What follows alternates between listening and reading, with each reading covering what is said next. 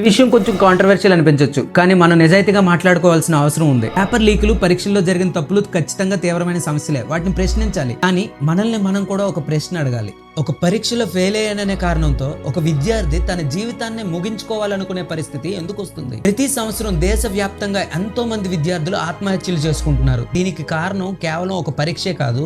చాలా సందర్భాల్లో వాళ్ళు భయపడేది మార్కులకి కాదు, ఎక్కడ తమ పేరెంట్స్ ని డిసప్పాయింట్ చేస్తామని మాత్రమే. చిన్నప్పటి నుంచి ఈ పరీక్షే నీ భవిష్యత్తు, ఈ సీటే నీ జీవితం అని వింటూ పెరిగిన పిల్లలకి ఒక ఓటమి ప్రపంచం మొత్తం కూలిపోయినట్టుగా అనిపించవచ్చు.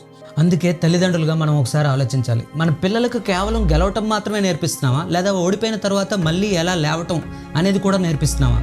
వాళ్ళు బాధలో ఉన్నప్పుడు ముందుగా గుర్తొచ్చే వ్యక్తి మనమేనా, లేదా మన ప్రతిస్పందనకు భయపడి మౌనంగా ఉండిపోతున్నారా? విద్యా వ్యవస్థలో మార్పులు రావాలి, కానీ మన ఇంట్లో కూడా ఒక మార్పు రావాలి. ఎందుకంటే ఒక ర్యాంక్ కంటే, ఒక సీట్ కంటే, ఒక కెరీర్ కంటే ఒక పిల్లాడి మానసిక ఆరోగ్యం, ఆత్మవిశ్వాసం, ప్రాణం చాలా విలువైనవి. ఒక పరీక్ష మళ్ళీ రాయొచ్చు, ఒక సంవత్సరం మళ్ళీ ప్రయత్నించవచ్చు, కానీ ఒక ప్రాణాన్ని మాత్రం తిరిగి తీసుకురాలేం.